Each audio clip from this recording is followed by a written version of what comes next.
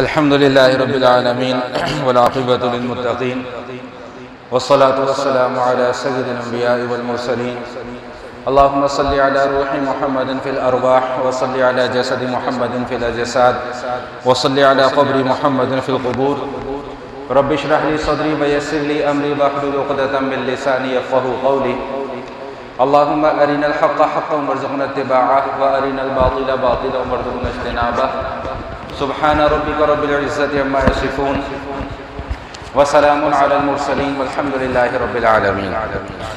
سورۃ الصافات کے مضامین چل رہے ہیں اور گزشتہ نشست میں سیدنا ابراہیم علیہ السلام کے حوالے سے گفتگو کی گئی اور اس ضمن میں سیدنا اسماعیل علیہ السلام جو ان کے بڑے صاحبزادے ہیں ان کا جو واقعہ اس سورہ صافات کے اندر ذکر کیا گیا اس حوالے سے کچھ گزارشات آپ کے سامنے میں نے عرض کی تھی۔ وہیں سے سلسلہ گفتگو کا آغاز کرتے ہیں کہ اللہ جل شانہ نے ابراہیم علیہ السلام کی جو آزمائش لی کہ اسماعیل علیہ السلام کو ذبح کرنے کا حکم دیا اور اسماعیل علیہ السلام ذبح ہونے پر تیار بھی ہو گئے، تو اللہ جل شانہ نے ارشاد فرمایا کہ ان ھذا لہو البلاء المبین، کہ ابراہیم یہ بہت بڑی آزمائش تھی جس میں ہم نے آپ کو مبتلا کیا۔ یہاں پر ذرا غور کرنے کی بات یہ ہے کہ اللہ نے یہ نہیں فرمایا کہ یہ صرف آزمائش تھی، بلکہ فرمایا کہ بلاء المبین، یہ بہت بڑی آزمائش تھی۔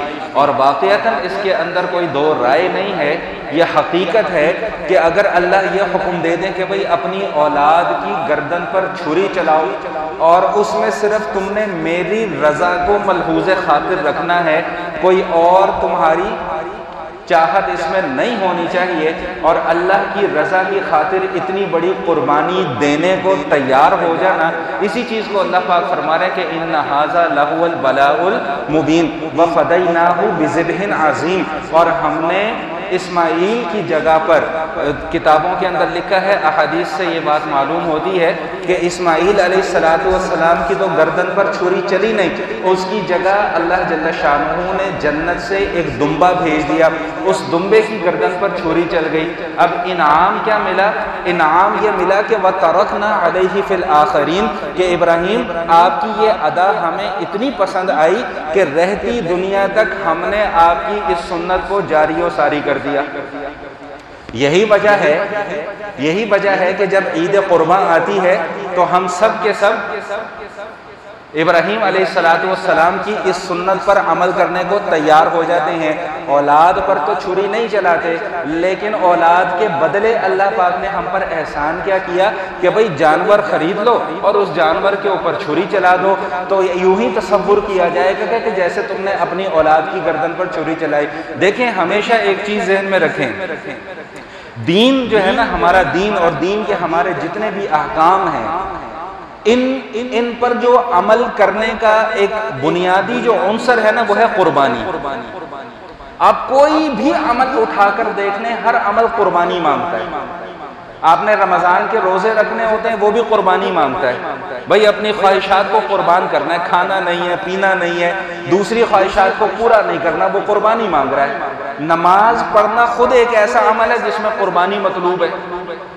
سردی ہو، گرمی ہو، خزاں ہو، بہار ہو، برسات ہو، کسی بھی قسم کا موسم ہو، ہم نے مسجد میں آ کر نماز ادا کرنی ہی کرنی ہے۔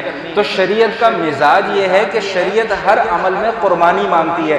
اب قربانی کا جس کا جو لیول ہوگا اس کے مطابق اس کو اجر دیا جائے گا، سمجھ میں آئی؟ جتنا اخلاص ہوگا اس قربانی کے اندر اتنا اس کو اجر دیا جائے گا۔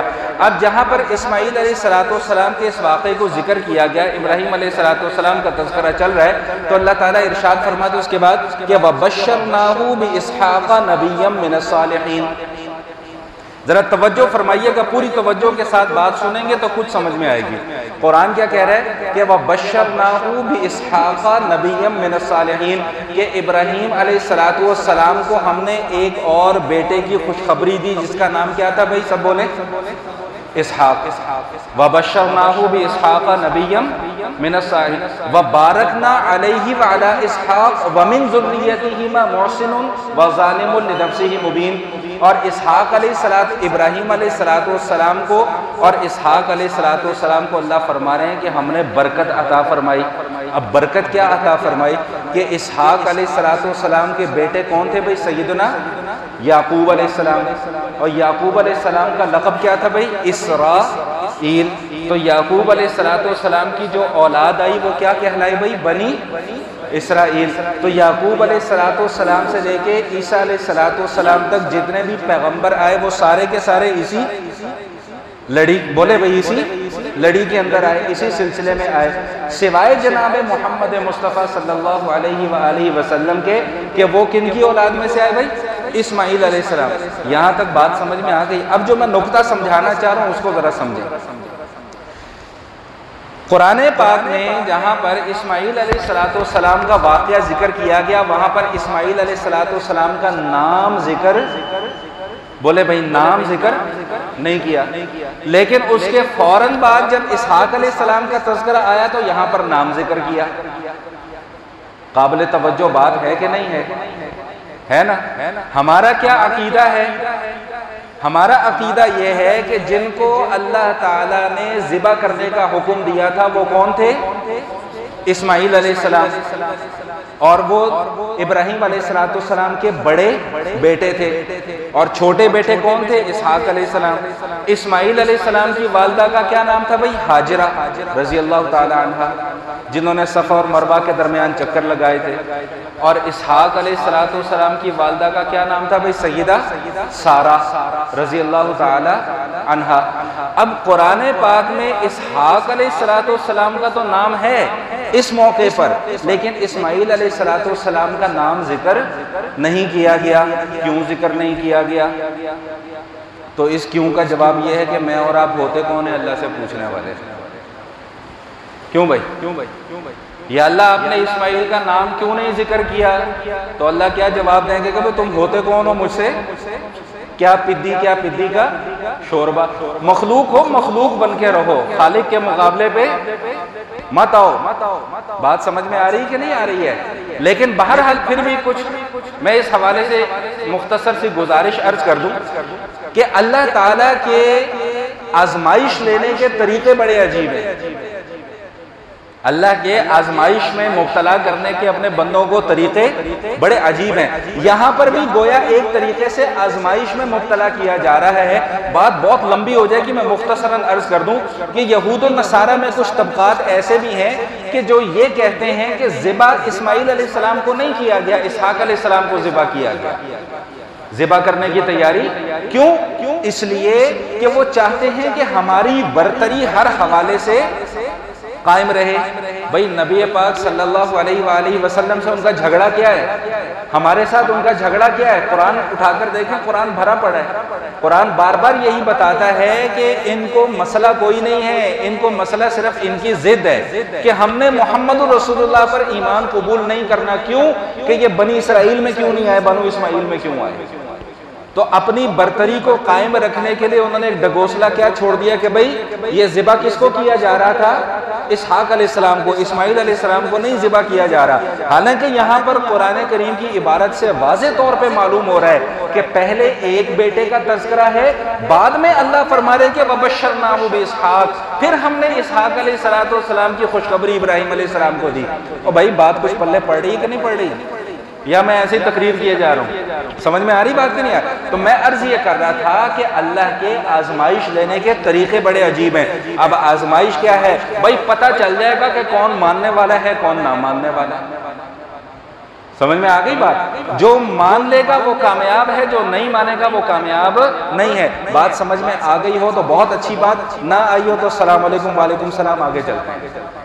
اچھا جی، اسحاق علیہ السلام کا تذکرہ ہو گیا. میں نے مختصراً تاریخ بھی عرض کر دی کیونکہ آج میں نے ان مضامین کو مکمل کرنا ہے، اس لیے میں جلدی آگے جا رہا ہوں. اس کے بعد انتہائی اختصار کے ساتھ سیدنا موسیٰ علیہ السلام اور ان کے بھائی سیدنا ہارون علیہ السلام کا تذکرہ کیا گیا. قرآن کریم میں جتنے بھی واقعات بیان کیے گئے ہیں انبیاء کرام کے، ان میں سب سے زیادہ تذکرہ سیدنا موسیٰ علیہ السلام کا ہے۔ اب پھر کسی کے ذہن میں سوال پیدا ہو کہ جی کیوں؟ تو بھائی اللہ سے جا کے پوچھ لو کہ کیوں۔ بات سمجھ میں آئے؟ بھائی اللہ کا قرآن ہے نا، اللہ کا کلام ہے، تو جس کا کلام ہے اسی سے جا کے پوچھو کہ اس نے موسیٰ علیہ السلام کا اتنی مرتبہ تذکرہ کیوں کیا؟ بھائی اس کی مرضی، اس کی شان ہے۔ سمجھ میں آگئی بات؟ تو سب سے زیادہ مرتبہ قرآن کریم میں سیدنا موسیٰ علیہ السلام کا تذکرہ کیا گیا۔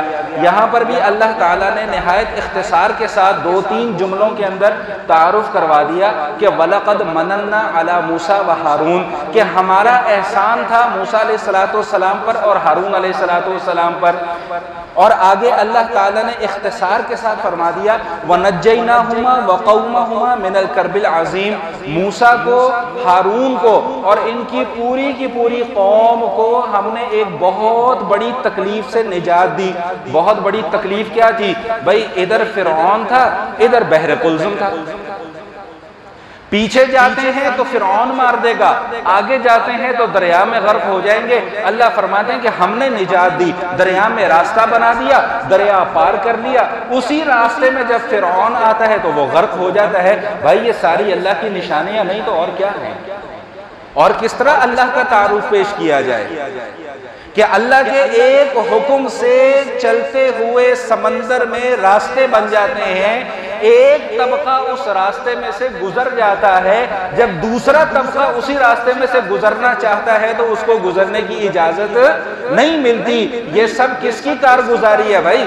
یہ سب کس کی شان ہے بھائی؟ یہ سب کس کی عظمت اور کس کا جلال ہے بھائی؟ یہ سب کس کی قدرت اور کس کا حکم ہے؟ قرآن کریم میں یہ جو واقعات بار بار ذکر کیے جاتے ہیں، یہ اس لیے ذکر کیے جاتے ہیں تاکہ پڑھنے والوں کا دماغ کھلے، ان کی عقل کھلے کہ بھئی کس کی بات ہو رہی ہے، ہم کس کا کلام پڑھ رہے ہیں، ہم کس سے باتیں کر رہے ہیں، ہم کس سے اپنی مناجات کر رہے ہیں۔ اللہ فرما رہے ہیں کہ یہ سارے کے سارے کام میں نے کیے ہیں۔ اور یاد رکھیے گا کہ اللہ تعالیٰ بار بار ایک چیز باور کراتے ہیں، کیا؟ بھئی ہم نے نجات دی ہے، ہم نے کیا ہے، یہ ہم نے ایسے کیا ہے، ہم نے ویسے کیا ہے، ہم نے فلاں کو مارا ہے، ہم نے فلاں کو بچایا ہے۔ اللہ تعالیٰ میرا اور آپ کا ذہن صاف کر رہے ہیں کہ بھائی کبھی بھول کر بھی یہ تصور اپنے ذہن کے اندر نہ لے کر آنا کہ مارنے والا کوئی اور ہے تو بچانے والا تو کوئی اور ہے، مشکلیں ڈالنے والا کوئی اور ہے تو مشکلیں دور کرنے والا کوئی اور ہے۔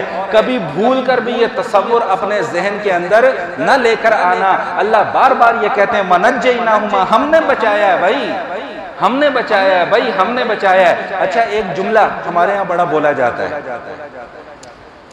میں اس جملے کی اصلاح تھوڑی سی کرنا چاہ رہا ہوں۔ رائے سے متفق ہونا ضروری نہیں ہے، اختلاف رائے کی گنجائش ہے، اگر میں غلط ہوں تو آپ میری اصلاح کر سکتے ہیں۔ ہمارے یہاں ایک جملہ عموماً کیا بولا جاتا ہے؟ بھائی مارنے والے سے بچانے والا بڑا، بولا جاتا ہے کہ نہیں بولا جاتا؟ مارنے والے سے بچانے والا بڑا، تو بھائی مارنے والا کوئی اور ہے؟ بتائیں جی، مارنے والا کوئی اور ہے؟ اور بھائی مارنے والا بھی وہی ہے، بچانے والا بھی وہی ہے۔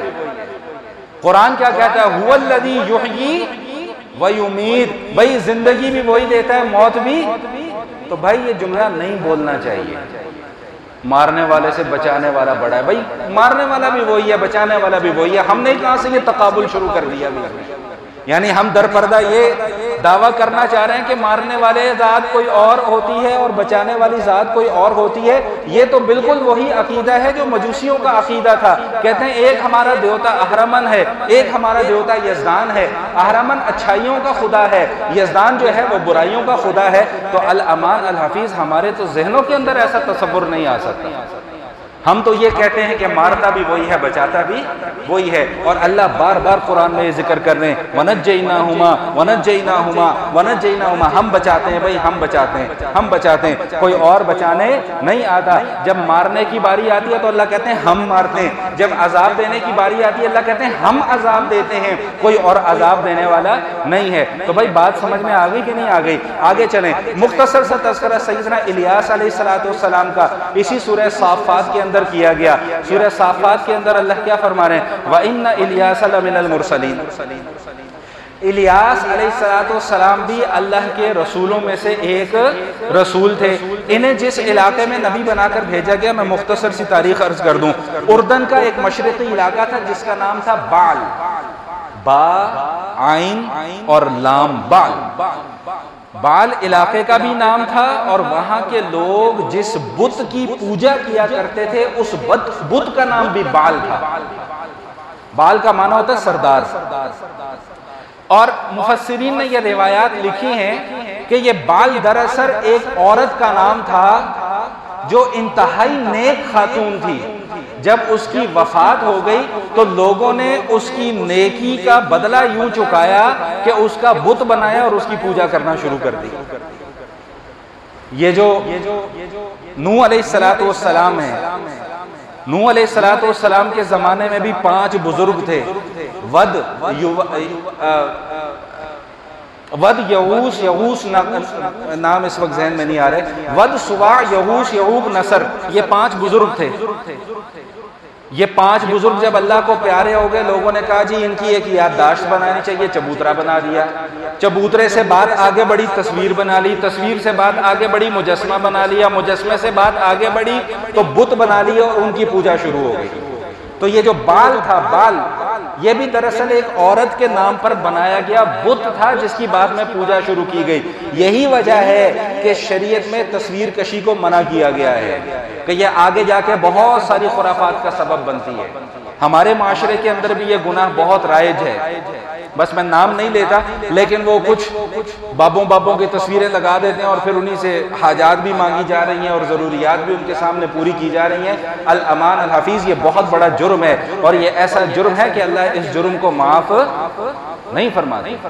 بات آگے چل کر کہاں سے کہاں نکل جاتی ہے. تو ان کا بھی یہی تذکرہ کیا جا رہا ہے کہ انہوں نے اپنی قوم سے کہا کہ بھئی اس بت کی کیوں پوجا کرتے ہو؟ اتذرون احسن الخالقین، کیا جو سب سے بہترین پیدا کرنے والا تمہارا خالق ہے، تم اس کو چھوڑ کر اس بت کے آگے گھٹنے ٹیکتے ہو، ماتھا ٹیکتے ہو، پیشانی لگاتے ہو، جو نہ اپنی ضرورت پوری کر سکتا ہے نہ تمہاری ضرورت پوری کر سکتا ہے. خلاصہ کلام یہ ہے کہ انہوں نے بات نہیں مانی، اللہ تعالیٰ نے ان کو بھی عذاب میں مبتلا کیا. اس کے بعد مختصراً سیدنا لوط علیہ السلام کا تذکرہ آ گیا. یہاں پر میں رک کر کچھ گزارشات آج کی نشست میں حالات حاضرہ کے حوالے سے عرض کرنا چاہوں گا. لوط علیہ السلام سیدنا ابراہیم علیہ السلام کے بھتیجے تھے، اور ان کو بھی اللہ تعالیٰ نے شرف پیمبری عطا فرمایا تھا. لیکن جس قوم میں ان کو نبی بنا کر بھیجا گیا، وہ پوری کی پوری قوم ایک ایسے گندے عمل میں ملوث تھی کہ جو اس سے پہلے زمانے میں کسی نے یہ گندا کام نہیں کیا تھا. اللہ تعالیٰ نے مرد اور عورت 2 اصناف کو پیدا کیا، دونوں جن سے مخالف ہیں، اور ان دونوں کے اندر اٹریکشن رکھی ہے کہ مرد عورت کی طرف کھینچتا ہے، عورت مرد کی طرف کھینچتی ہے. اللہ تعالیٰ نے ناجائز امور کے راستے بند کر کے ایک نکاح کا راستہ کھول دیا. بھئی نکاح کے ذریعے سے اپنی جائز خواہشات کو پورا کرو. اور پھر شریعت میں اللہ تعالیٰ نے اجازت دے دی کہ بھئی اگر کسی مرد کے پاس قوت ہے، طاقت ہے، پیسہ ہے، اختیار ہے، اور ایک بیوی پر اس کا گزارا نہیں ہوتا، تو اس شرط پر کہ وہ ایک سے زیادہ بیوی رکھے تو ان کے درمیان میں عدل اور انصاف کرے گا، تو اجازت دے دی کہ تم 2 کر لو، 3 کر لو، 4 تک کر سکتے ہو. یہ وہ جائز راستہ ہے جو اللہ تعالیٰ نے خود بتایا. اس کے علاوہ اپنی جنسی خواہش کو پورا کرنے کے جتنے راستے ہیں ان سب کو ناجائز اور حرام قرار دے دیا گیا. اور بلکہ یہاں تک کہ بعض جرائم ایسے ہیں کہ جن پر اللہ تعالیٰ کی طرف سے خود سزا مقرر کر دی. لوط علیہ السلام کی قوم اس عمل میں ملوث تھی کہ مرد عورت کے پاس جانے کے بجائے مرد مرد کے ساتھ جا کر اپنی جنسی خواہشات کو پورا کیا کرتے تھے. بتھیرا سمجھایا، لاکھ سمجھایا، بات سمجھ میں نہیں آئی. نتیجہ کیا نکلا؟ جو اللہ تعالیٰ نے قرآن کریم میں الفاظ استعمال کیے ہیں، خدا کی قسم رونگٹے کھڑے ہو جاتے ہیں. اللہ کیا کہتے ہیں؟ ثم دمرنا الآخرین، ہم نے ان کی بستی کو الٹ پلٹ کر رکھ دیا. اور پھر صرف ان کی بستی کو الٹ پلٹ کر نہیں رکھا، پھر پتھروں کی بارش ان کے اوپر کی گئی. ذرا چشم تصور سے جائزہ تو لیجئے، ایک لمحے کے لیے نکل کر اس زمانے میں تو جائیں اپنے ذہن کے اندر ایک نقشہ تو لے کر آئیں کہ ایسے زمین ہو، سب انسان زمین کے اوپر چل پھر رہے ہوں، اچانک ایک فرشتہ آئے، زمین کو اٹھائے، آسمان تک لے کر جائے اور پھر زمین کو ایسے الٹا پٹک دے، پھر اس کے بعد ان پر پتھروں کی بارش کی جائے۔ ذرا چشم تصور سے جائزہ تو لیجئے کہ وہ کیا ہولناک منظر ہوگا۔ رونگٹے کھڑے ہو جاتے ہیں اس منظر کا تصور کر کے۔ آج معاشرے کے اندر یہ گناہ ایک عام سی بات ہو گئی۔ وجہ کیا ہے؟ ہمیشہ یاد رکھیے گا کہ گناہ کے پھیلنے کی وجہ گناہ پر سزا نہ دینا ہے۔ جس وقت مجرم کا جرم ثابت ہو جائے، یہاں پر ایک بات اور بھی میں عرض کرتا چلوں ساتھ، اس مجرم کا تعلق کسی بھی طبقے سے ہو، صرف داڑھی ٹوپی پگڑی والا ہی مجرم، بولیں بھائی تائید کریں میری کہ نہیں کرتے ہیں آپ لوگ، صرف مدرسے، صرف ایک ایسا شخص جس کے نام کے ساتھ مفتی یا شیخ الحدیث لگ گیا ہو، صرف وہ مجرم نہیں ہوتا۔ یاد رکھیے گا مجرم کا تعلق فرد کے ساتھ ہوتا ہے، طبقے کے ساتھ نہیں ہوتا۔ مجرم ایک فرد ہے، چاہے وہ کتنا ہی بڑا علامہ کیوں نہ ہو، وہ مجرم ہے، اور جس طرح کا جرم ہے اتنی سخت سزا شریعت نے اس کی بیان کر دی ہے۔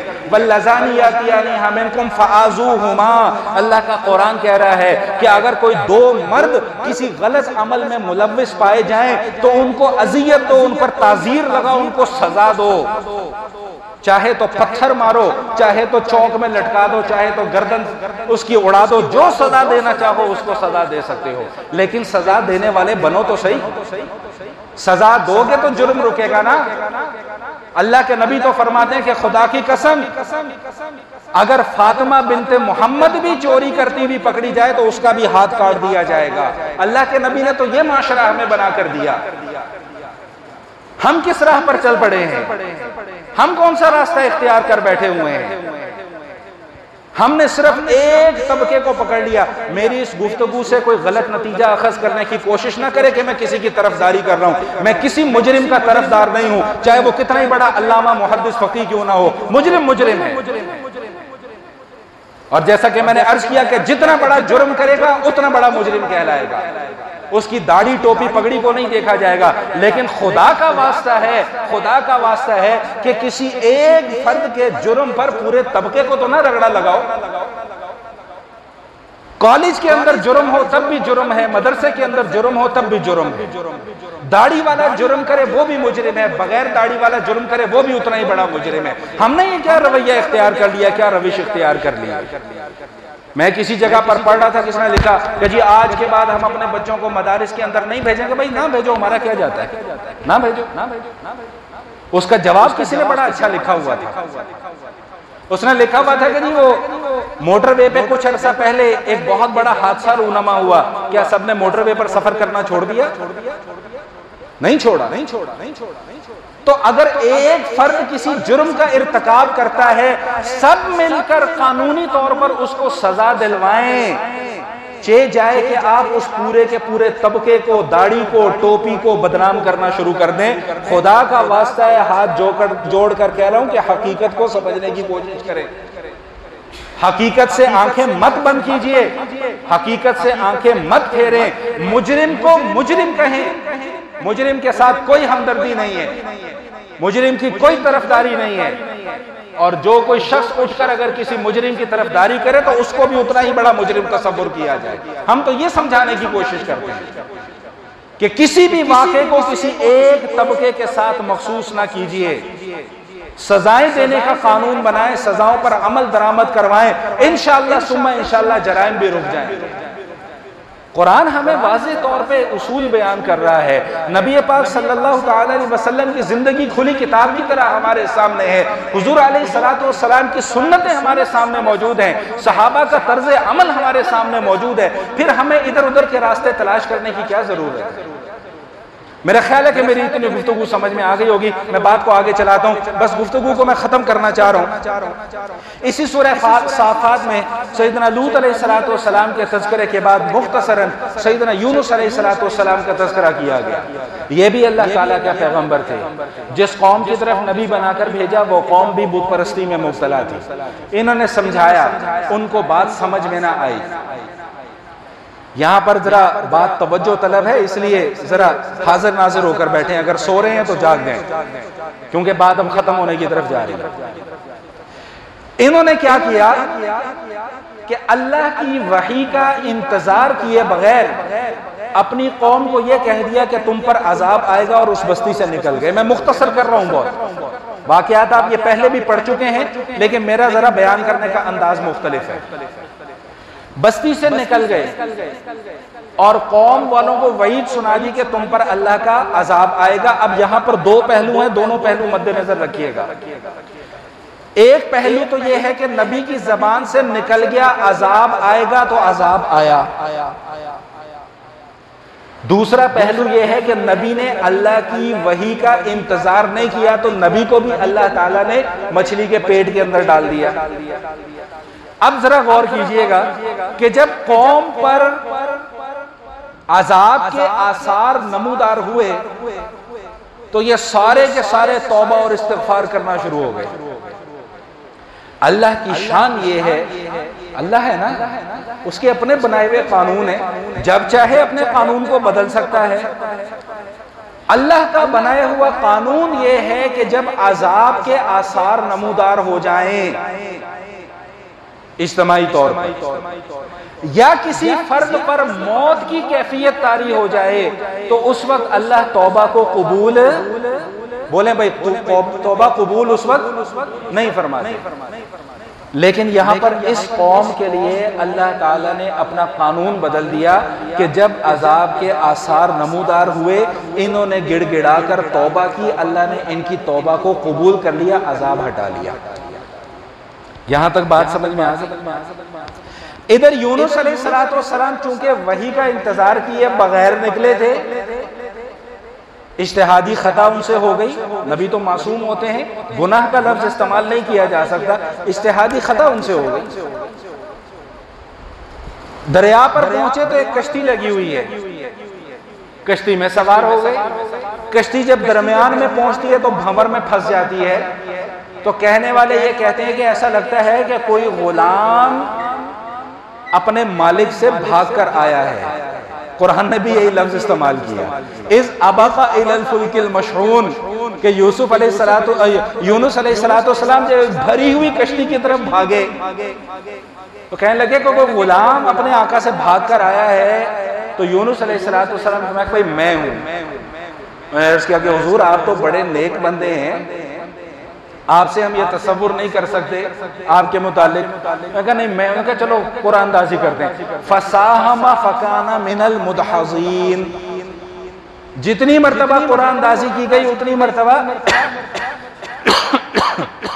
کس کا نام نکلا بھائی؟ یونس علیہ السلام، اٹھا کر دریا میں پھینک دیا گیا۔ ادھر دریا میں پھینکا، ادھر ایک بڑی سی مچھلی اللہ کے حکم سے آئی اور یونس علیہ السلام کو نگل لیا۔ پہلے یہ باتیں تصور کرنا شاید مشکل تھا، لیکن آج ٹیکنالوجی نے ہمارے لیے یہ ساری باتیں آسان کر دی ہیں۔ نیشنل جیوگرافک پہ دیکھ لیں، علمان الحفیظ اتنی بڑی بڑی مچھلیاں دکھاتے ہیں کہ انسان کی عقل دنگ رہ جاتی ہے کہ یار یہ خدا کی مخلوق ہے، یہ اللہ کی مخلوق ہے، اتنی بڑی مچھلی۔ 40 دن تک یونس علیہ السلام مچھلی کے پیٹ میں رہے۔ کہنا بہت آسان ہے، ذرا تصور کیجئے کہ وہ کس طرح کی زندگی ہوگی۔ مچھلی کا پیٹ ہے، گھپ اندھیرا، منوں ٹنوں پانی کے نیچے وہ مچھلی چل رہی ہے، نہ اس کا منہ کھول سکتے ہیں نہ باہر نکل سکتے ہیں۔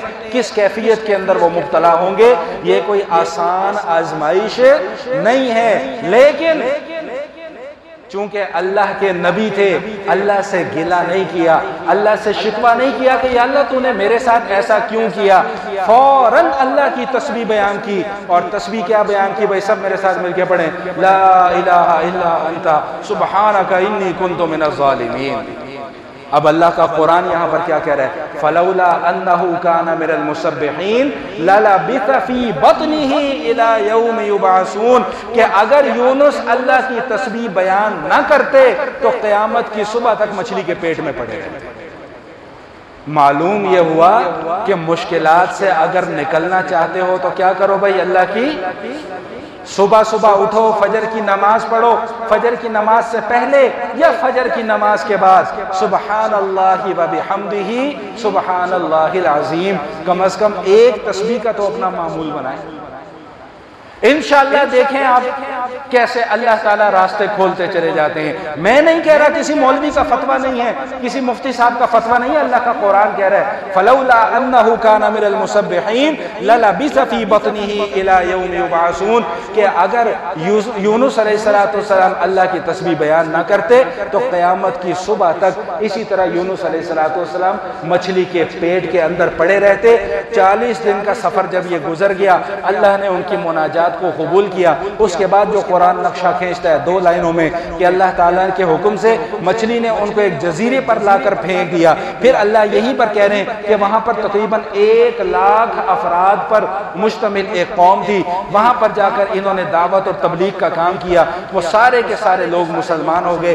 اسی مضمون کے ساتھ الحمدللہ ثم الحمدللہ سورۃ الصافات کے مضامین بھی پایہ تکمیل تک پہنچے۔ اللہ میرا کہنا اور آپ کا سننا قبول فرمائے۔ وآخر دعوانا الحمدللہ رب العالمین۔